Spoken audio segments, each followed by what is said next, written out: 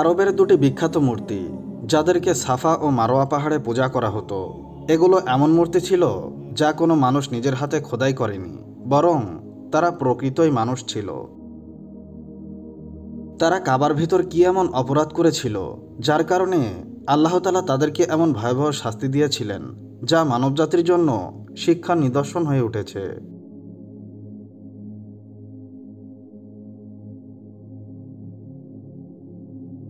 আসলে পবিত্র কাবা নির্মাণের পর থেকেই এখনো পর্যন্ত যারা এই বায়তুল্লাহকে অপবিত্র করার চেষ্টা করেছে, আল্লাহ তাআলা তাদেরকে এমন শাস্তি দিয়েছেন যে তারা পুরো বিশ্ববাসীর জন্য শিক্ষার নিদর্শন হিসাবে রয়ে যায়, যদিও তা পৃথিবীর শক্তিশালী রাজা আব্রাহা ও তার হাতের বাহিনী হোক না কেন।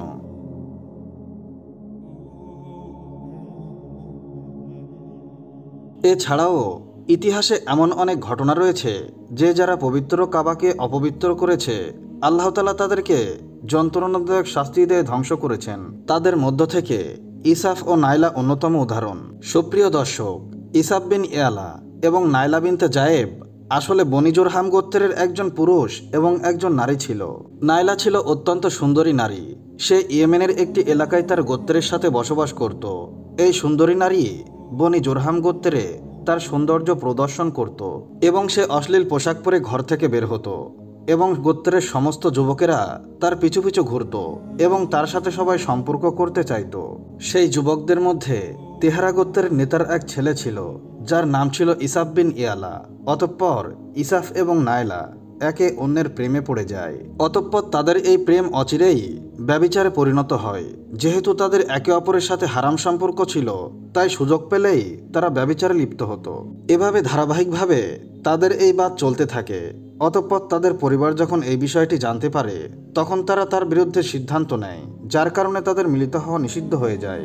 একদিন বনি জুরহাম গোত্রের একটি কাফেলা হজ করতে মক্কার দিকে রওনা হয়।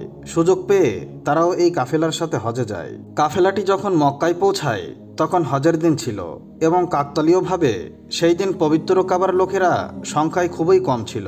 ফলে পবিত্র কাবার আশেপাশে কেউ ছিল না। তাই শয়তান তাদের অন্তরে কুপ্রস্তাব করতে থাকে।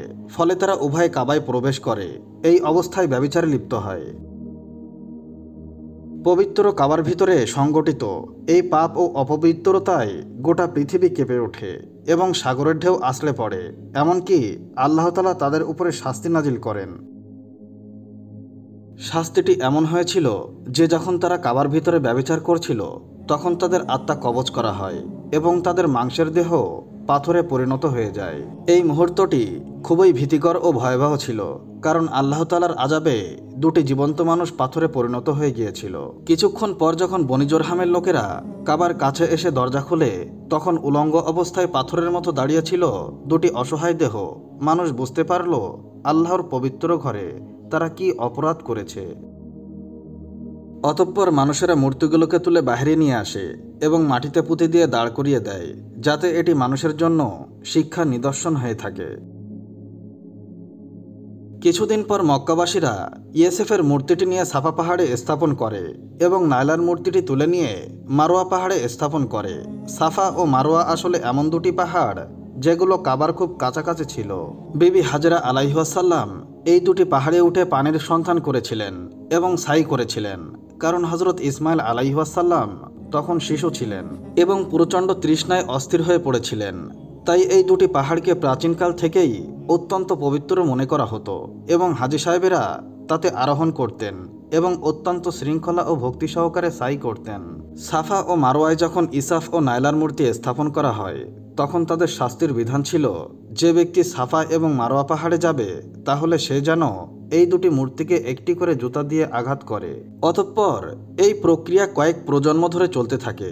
তারপর লোকেরা জুতার পরিবর্তে তাদেরকে চড় মারতে শুরু করে এবং কয়েক প্রজন্ম পরে লোকেরা তাদের কেবল স্পর্শ করে। এভাবে সময়ের সাথে সাথে লোকেরা তাদের শাস্তি কমাতে শুরু করে। এমনকি একটা সময় এমন হয় যে আরবের লোকেরা তাদেরকে অজ্ঞতার কারণে তাদেরকে ভালোবাসার প্রতীক বলতে শুরু করে। সমাজে তাদের দুজনের প্রেমের গল্প গর্বের সাথে বলতে শুরু করে। ধীরে ধীরে এটি প্রেমের দেবতা ও দেবী হিসাবে পরিচিতি হয়ে ওঠে। পঞ্চম শতাব্দী পর্যন্ত এইগুলো ইসাফ ও নাইলার মূর্তি হিসাবে বিবেচিত ছিল এবং এই মূর্তিগুলো আরবদের ওই প্রধান মূর্তিগুলোর মধ্যে অন্যতম ছিল, যাদের সামনে লোকেরা সিজদা করত এবং কুরবানি করত। হযরত জায়েদ বিন হারিস রাদিয়াল্লাহু তাআলা আনহু বর্ণনা করেন যে জাহিলিয়াতের যুগে মুশরিকরা যখন বাইতুল্লাহ তাওয়াফ করত তখন তারা ইসাফ ও নাইলান মূর্তি স্পর্শ করত। তিনি বলেন, আমি একবার নবী মুহাম্মদ সাল্লাল্লাহু আলাইহি ওয়াসাল্লামের সাথে পবিত্র কাবা তাওয়াফ করছিলাম। অতঃপর আমি যখন এই মূর্তিগুলোর পাশ দিয়ে যাচ্ছিলাম তখন আমি সেগুলো স্পর্শ করলাম। এতে রাসূল সাল্লাল্লাহু আলাইহি ওয়াসাল্লাম আমাকে এসব মূর্তি স্পর্শ করতে নিষেধ করেন। তখন আমি মনে মনে বললাম, একবার দেখি তাদেরকে স্পর্শ করলে কি হয়। অতঃপর আমি এই মূর্তিগুলো আবারও স্পর্শ করলাম। তখন রাসূল সাল্লাল্লাহু আলাইহি ওয়াসাল্লাম বললেন, হে জায়েদ, আমি কি তোমাকে স্পর্শ করতে নিষেধ করিনি? হযরত জায়েদ রাদিয়াল্লাহু তাআলা আনহু বলেন, আল্লাহর কসম, এরপর থেকে আমি কোনো মূর্তি স্পর্শ করিনি এবং আমি শপথ করে বলছি যে নবী করিম সাল্লাল্লাহু আলাইহি ওয়াসাল্লামও কোনোদিন মূর্তি স্পর্শ করেননি। এমনকি আল্লাহ তাআলা তাকে নবুয়ত দান করেন এবং তার উপরে ওহী নাজিল করতে শুরু করেন। সুপ্রিয় দর্শক, জাহেলিয়াতের অন্ধকারে নিমজ্জিত মরুভূমিতে একদিন হেদায়েতের এমন সূর্য উদিত হয়েছিল যা সমগ্র আরবকে আলোকিত করেছিল, কারণ মহানবী সাল্লাল্লাহু আলাইহি ওয়াসাল্লাম নবুয়তের মর্যাদা লাভ করেছিলেন। অতঃপর নবী করিম সাল্লাল্লাহু আলাইহি ওয়াসাল্লাম দাওয়াতের কাজ শুরু করেন। দশম হিজরিতে যখন আল্লাহ তাআলা আরবে ইসলামকে প্রাধান্য দেন এবং মুহাম্মদ সাল্লাল্লাহু আলাইহি ওয়াসাল্লাম মক্কানগর জয় করেন, তখন তিনি হারাম শরীফে প্রবেশ করেন এবং তার ভাই আলী রাদিয়াল্লাহু তাআলা আনহুকে সাথে নিয়ে ছোট বড় সমস্ত মূর্তি ভেঙে ফেলেন। তিনি মূর্তিগুলো ভাঙতেন আর বলতেন, সত্য এসেছে, মিথ্যা বিলুপ্ত হয়েছে, প্রকৃতপক্ষে মিথ্যা বিলুপ্ত হতেই হবে। ফলে কাবা শরীফ সমস্ত মূর্তি থেকে পবিত্র হয়ে যায়। অতঃপর তিনি সাফা ও মারওয়া পাহাড়ে সফর করেন এবং পবিত্র হাতে ইসাফ ও নাইলার মূর্তিটি ভেঙে দেন।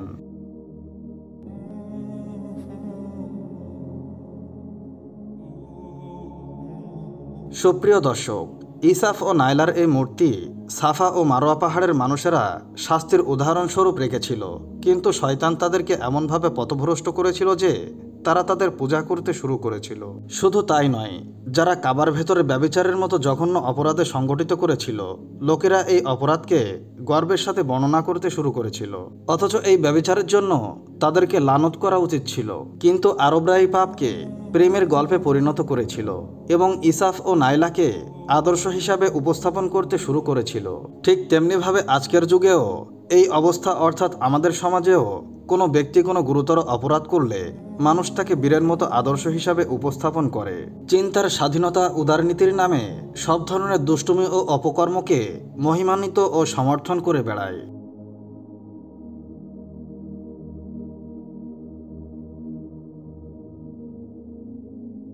সুপ্রিয় দর্শক, মহান আল্লাহ তাআলার কাছে আমরা প্রার্থনা করি তিনি যেন আমাদেরকে সকল প্রকার অনিষ্ট ও প্রলোভন থেকে রক্ষা করেন এবং শয়তানের কুমন্ত্রণা ও কৌশল থেকে আমাদেরকে হেফাজত করেন।